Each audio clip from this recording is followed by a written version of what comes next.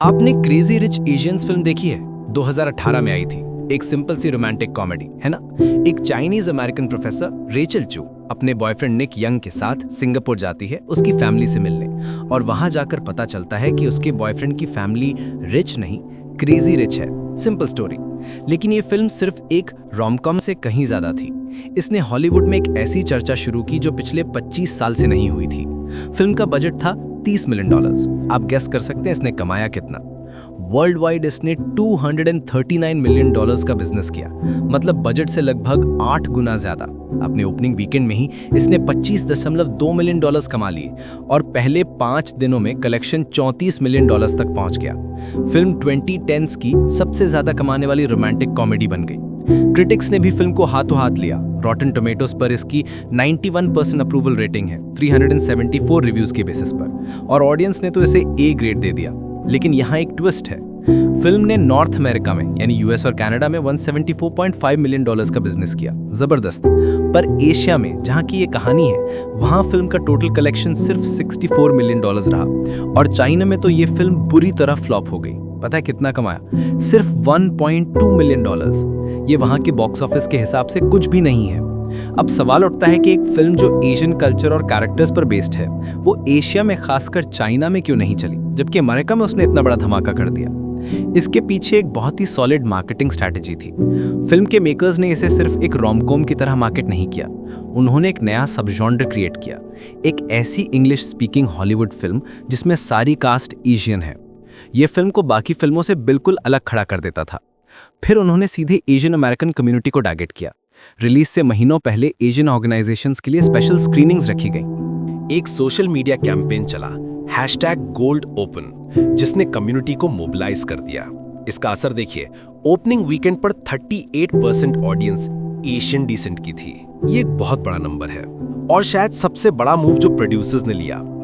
उन्हें नेटफ्लिक्स से एक बहुत बड़ा ऑफर मिला था जिसमें पैसा भी ज्यादा था, लेकिन उन्होंने मना कर दिया। क्यों? क्योंकि वो चाहते थे कि यह फिल्म आम लोगों तक आम तरीके से थिएटर्स में पहुंचे। ये उनका ऑथेंटिक ब्रांड पर्पस था। इस डिसीजन ने ऑडियंस के बीच फिल्म के लिए एक अलग ही रेस्पेक्ट बना दी, और इस फिल्म का असर दूर तक गया। ये 1993 में I the Joy luck club के बाद, यानी पूरे 25 साल बाद पहली ऐसी मेजर हॉलीवुड स्टूडियो फिल्म थी जिसमें ज्यादातर कास्ट एशियन थी। इसके सक्सेस ने दूसरे फिल्म मेकर्स को हिम्मत दी। मार्वल की Shang Chi and the legend of the 10 rings याद है? पहली फिल्म जिसमें एक एशियन लीड सुपर हीरो था। या फिर डिज्नी की राया एंड द लास्ट ड्रैगन, जिसमें पहली बार एक साउथ ईस्ट एशियन प्रिंसेस को इंट्रोड्यूस किया गया। क्रेजी रिच एशियंस ने यह साबित कर दिया कि डाइवर्स कहानियां और कास्टिंग न सिर्फ क्रिटिकली अच्छी हो सकती हैं, बल्कि ऐसे फिल्में कमर्शियल सुपरहिट भी हो सकती हैं। लेकिन इसका मतलब ये नहीं कि फिल्म बनाना आसान था। प्रोडक्शन के दौरान कई चैलेंजेस आए। डायरेक्टर जॉन एम चू के लिए सबसे पहला चैलेंज था एक ऑथेंटिक और टैलेंटेड एशियन कास्ट को इकट्ठा करना, क्योंकि हॉलीवुड में एशियन एक्टर्स को इतनी अपॉर्चुनिटीज मिलती नहीं है। फिर लोकेशन सिक्योर करना। सिंगापुर के आइकॉनिक गार्डन्स बाय द बे जैसे लोकेशंस पर शूटिंग के लिए गवर्नमेंट ऑफिशियल्स को कन्विंस करना पड़ा। इसमें 4 महीने लग गए। एक बड़ा ही इंटरेस्टिंग किस्सा है। फिल्म में यंग फैमिली की मैंशन में एक टैक्सीडर्मी टाइगर दिखाना था। असली स्पेसिमेन लंदन में था, तो टीम ने थाईलैंड के स्कल्प्टर्स से फोम और फर का एक रेप्लिका बनवाया। लेकिन जब वो सिंगापुर पहुंचा तो कस्टम्स एजेंट्स ने उसे असली समझकर रोक लिया। बड़ी मुश्किल से शूटिंग से आखिरी रात पहले वो टाइगर सेट पर इंस्टॉल हो पाया। फिल्म ने अपने लीड एक्टर्स के करियर्स को एक नया बूस्ट दिया। कॉन्स्टेंस वू, जिन्होंने रेचल चू का रोल किया, उन्हें इस फिल्म के लिए गोल्डन ग्लोब नॉमिनेशन मिली। हेनरी गोल्डिंग, जो निक यंग बने, उनका तो ये पहला मेजर एक्टिंग रोल था, और इसके बाद उन्हें अ सिंपल फेवर और लास्ट क्रिसमस जैसी फिल्में मिली। और मिशेल यो, उनका करियर तो पहले से ही स्ट्रांग था, लेकिन इस फिल्म के बाद उन्होंने शैंग-ची जैसी बड़ी फिल्मों में काम किया। फिल्म की एक और खास बात थी उसका म्यूजिक और फैशन। दोनों का इस्तेमाल सिर्फ कैरेक्टर्स की अमीरी दिखाने के लिए नहीं था, बल्कि उनकी पहचान और उनके इमोशंस को हाईलाइट करने के लिए था।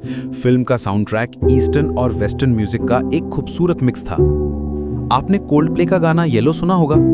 फिल्म में उसका एक मैंडरिन वर्जन यूज किया गया जो कैथरीन हो ने गाया था।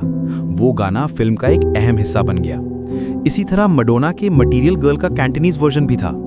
फैशन की बात करें तो हर कैरेक्टर के कपड़े उनकी पर्सनालिटी दिखाते थे। एस्टेड के डिजाइनर गाउन्स, पेकलिन के बोल्ड कलरफुल प्रिंट्स और रेचल का वो एंड वाला एमरल्ड ग्रीन ड्रेस, ये सब उनके कैरेक्टर आर्क्स को आगे बढ़ाते थे। इतनी सक्सेस और तारीफों के बाद भी फिल्म को आलोचना का सामना करना पड़ा, खासकर सिंगापुर से, जहां की ये कहानी थी। वहां के कुछ लोगों ने कहा कि फिल्म ने सिंगापुर की असली डाइवर्सिटी को नहीं दिखाया। सिंगापुर एक मल्टी रेशियल सोसाइटी है, जिसमें चाइनीज के अलावा मले, इंडियन और यूरेशियन कम्युनिटीज भी रहती हैं। लेकिन फिल्म में ज्यादातर फोकस सिर्फ चाइनीज कैरेक्टर्स पर था। मले और इंडियन कैरेक्टर्स को या तो दिखाया नहीं गया या फिर उन्हें गार्ड या सर्वेंट जैसे छोटे रोल्स में दिखाया गया।